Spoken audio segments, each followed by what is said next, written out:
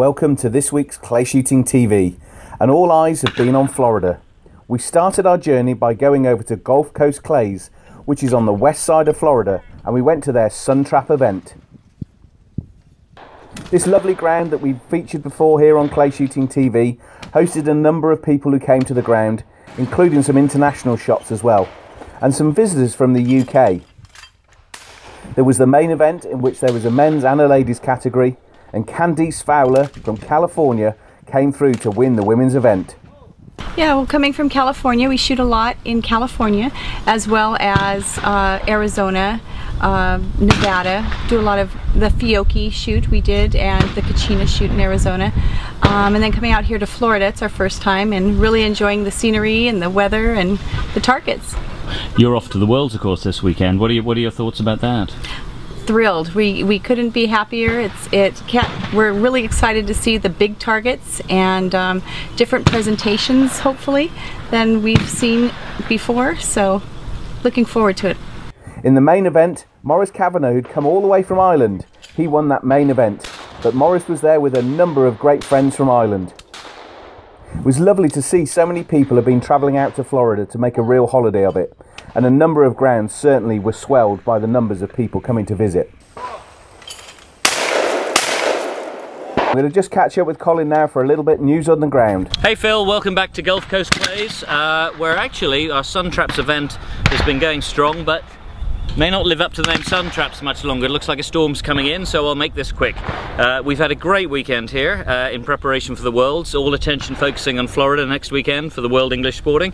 We've had a good weekend, we've had some big shooters here, and we've got some big results. Well, here we are then at South Florida Gun Club. This course has been put together by Doug Vine, great British shot as well, you know, been over there for a number of years now, put this fantastic course together, particularly here, and we know that John Dyson has flown in as well, just to give Doug a little bit of hand in the final few days here. Doug, you're such a well-known film figure in the industry. It seems almost insulting, but for those who haven't been studying your career with the attention they should have been, just remind us of who you are, what you've been doing. Well, I came over here about actually longer than that. I hate to say how many years ago it was, but about 9 years ago we decided to develop this club. But prior to that, I was coming over to America and you know, shooting tournaments, doing some instruction both here and in the UK at Royal Berkshire Shooting School. You know, I've been around a bit and done a little bit, and I've been fairly successful shooting. I have my moments where I've been fairly lucky as well. So, yeah. So you're probably better placed than anyone to talk a little bit about the differences between the English competitions and the US competitions. You sit fairly in the middle, linking the two. What kind of a course have you tried to set here today, and does that differ from usual US courses? Oh yeah. You know, I've trained. You know, the last few years I haven't been travelling around as much as I have, because obviously the development of the club being so busy. But prior to that, I travel a lot, and I've noticed over the past 7 or 8 years the target presentations have definitely got better. The shooters have increased with their skill level dramatically, and you know, this at the end of the day, this is the World Championships, and I go back to England maybe once a year for various reasons, to bird hunt and maybe shoot some clays.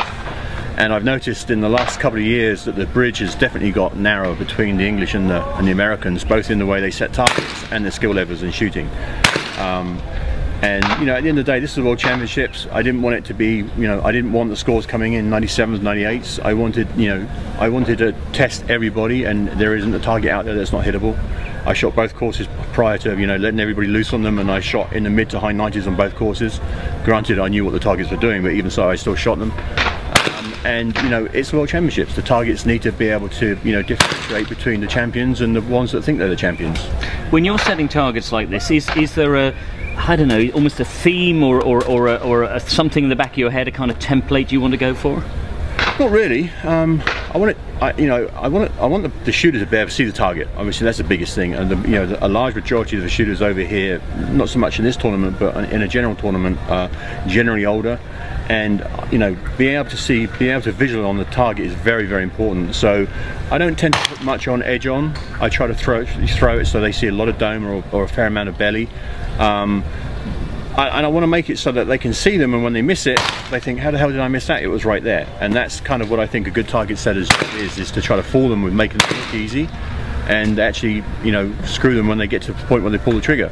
I mean, a lot of the English guys came out to me yesterday and said, man, these don't look any different to the targets we shoot in England, yet we're struggling on them. There's something different about the targets over here. Maybe it's the light, where the sun's so bright and the targets are always coloured here.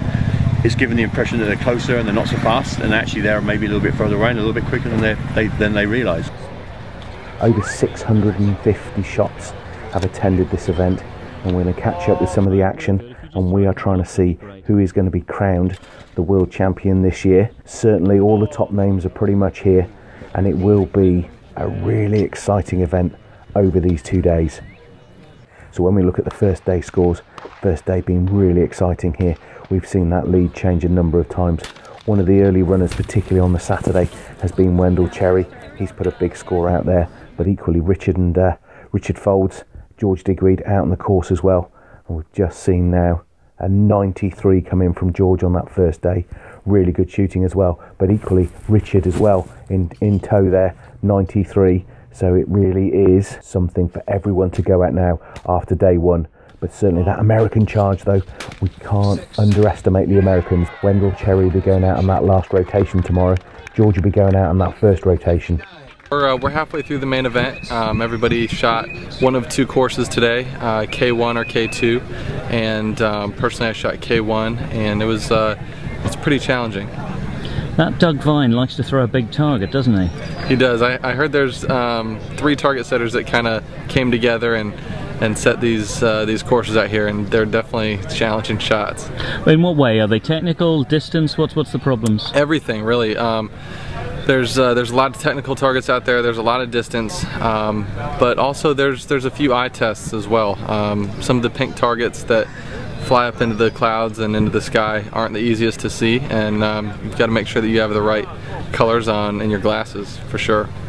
When you and I first talked, it was at the Worlds in E.J. Churchill, say a year ago. It's a rather different atmosphere here, but still the Worlds are important, aren't they? They are, for sure. I mean, I think it's such a great opportunity to just get some exposure for our sport, and especially, you know, these places like here in South Florida. You know, a lot of people are so focused on golf, and something like this, a world championship for shooting, comes in, and it you know, it definitely opens some people's eyes and hopefully just helps our sport grow. Here we come in these final scores on Sunday, chopping and changing every day on the Sunday. Certainly though, those strong runners coming through. George coming through here, and he hit a 94, going in with a 187. That's a huge score though. So Richard Folds now coming through. Richard struggled a little bit on the Sunday, could only manage an 81, giving him a 174. That probably just isn't enough. I mean, that's too much of a lead really for George. But also though, Nick Hendrick coming through. Nick Hendrick's just finished on a 175.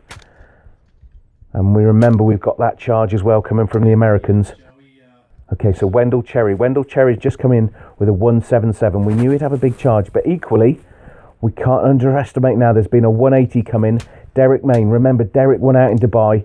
Certainly a big name for people now to remember after what he did in Dubai. But Derek's posted a 180. A 180 just come in. Gavin Miles, Richard Bunning, all on 174 as well. They're probably just too far away in terms of this. But let's see where some of these shooters come from in this. Okay, so we've got Nick Hendrick, Wendell Cherry, Derek Main, Richard Bunning, Gavin Miles, Richard Folds, and George Digweed. Okay, you're joining us here now for this final shoot-off. We've got 7 shooters in the final, so it's a Super 7 final, not a Super 6 final. Remembering George has got that lead of 7 as we've gone through on these first couple of rounds. So the first stand, 1 single, followed by 4 pairs. The other 2 stands, 4 pairs apiece. So we'll finish with a 25 bird final shoot-off over 3 stands. Again, with George with that fantastic lead. George has straighted 14 already. George is not going to lose this, that is for sure. But again, we're looking at Nick Hendrick. Nick Hendrick is coming in strong here. Remember, Nick was only on a 175. Again, Derek's just dropping away here. Wendell Cherry's looking really, really strong though. Very, very strong here. Derek's missing the odd one here and there. That's not helpful. Derek would have been looking for a good finish here to come into second position. It doesn't look like it's going to happen though.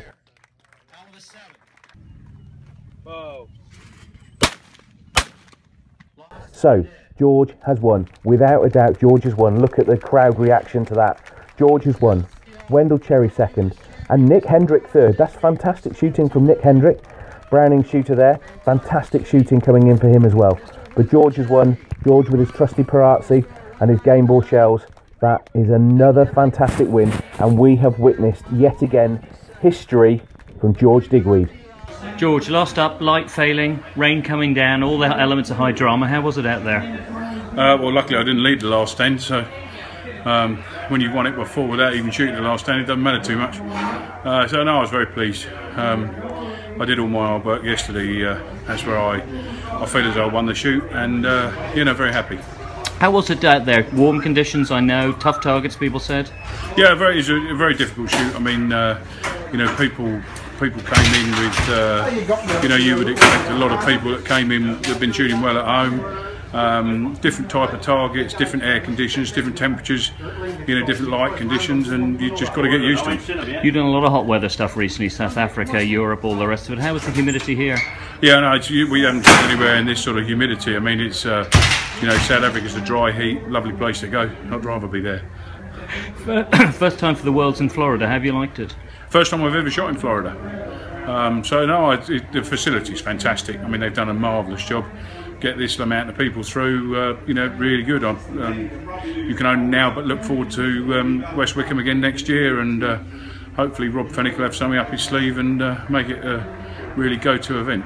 And you've won so many, George. Does this still count for you? Oh, how could you not? I mean, you know, most people's lifetime to win one World Championship is, you know, is a remarkable achievement and a lifetime achievement. And you know, for me now, you know, this is my 24th World Championship, and you know, I go in the local pub and I go to different places and they say, oh, how many is it now? 22, 23, and you know, they almost take World Championships off you as though it's a matter of course. And look, everyone's special, so yeah, I'll never have a problem with that. So Nick, third place, you must be pretty pleased. Yeah, I'm very pleased to finish third after getting into the final with such an average score. I'm over the moon.